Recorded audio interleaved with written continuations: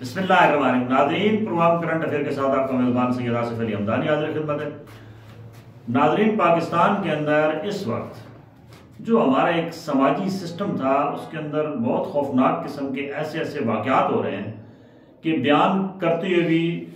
دل دہل جاتا ہے، اور بیان بندہ ایسے کر رہا ہوتا ہے کہ جیسے بالکل سمجھ لو کہ سخت مایوسی اور نا امیدی ہوتی ہے کہ یہ ہمارا معاشرہ یا ہم لوگ کس طرف جا رہے ہیں۔ جو اب تو کسی کے سمجھ لو کہ ساتھ دوستی کرنا یہ بھی سمجھ لو کہ بہت خوفناک سمجھ لو کہ ایک شوق پالنے والا کام ہے، کیونکہ آج کل گھر کے قریب ترین جو دوست آپ کے ہوتے ہیں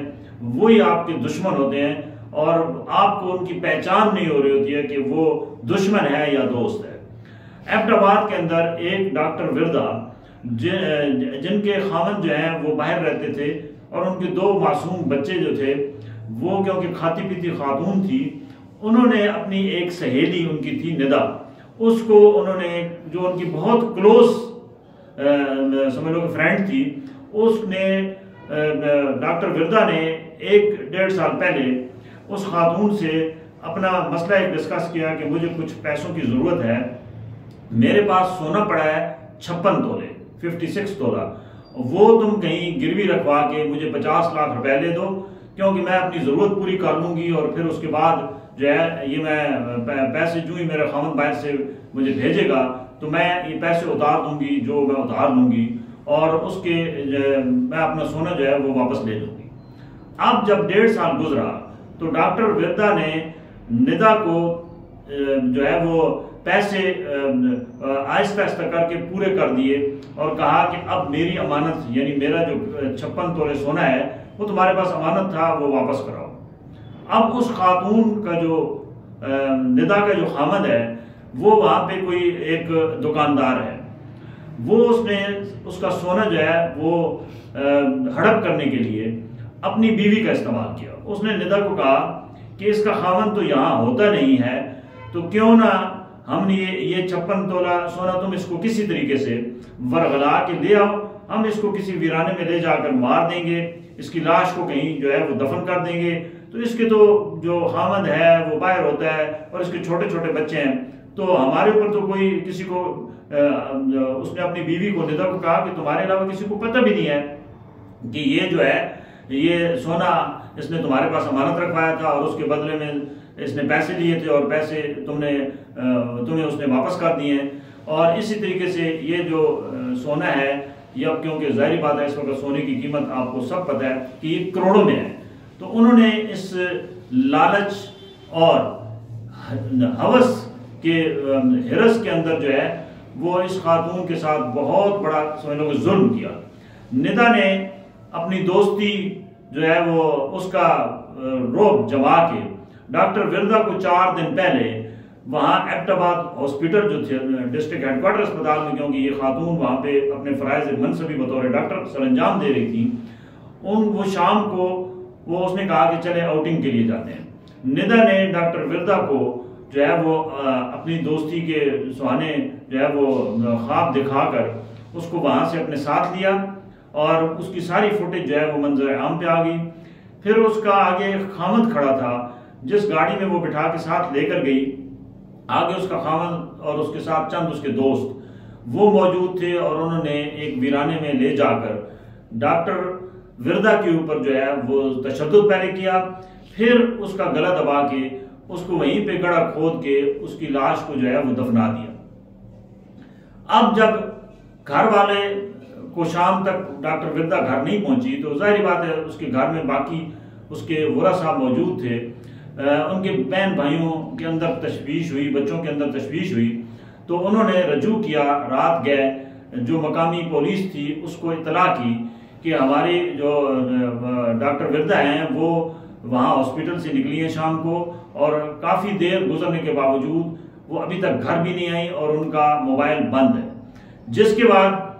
جو ہے وہ پولیس نے رات گئے مقدمہ درج کیا اور تفتیش شروع کر دی۔ اب جب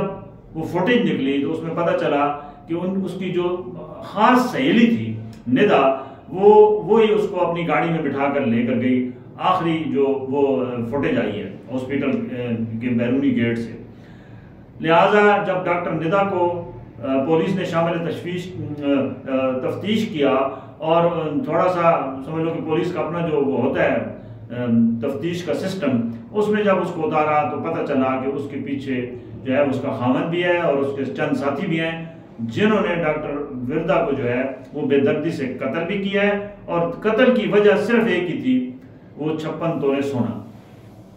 تو اس کے بعد یہ سارے پکڑے گئے ہیں، اور ابھی وہاں ڈاکٹرز ایسوسی ایشن نے بہت ہنگامہ مچایا ہوا ہے، اور کیونکہ 3 دن تو پولیس ہل جل ہی نہیں رہی تھی، اور جس کی بنا پہ ڈاکٹرز ایسوسی ایشن نے وہاں ہڑتال بھی کی اور او پی ڈی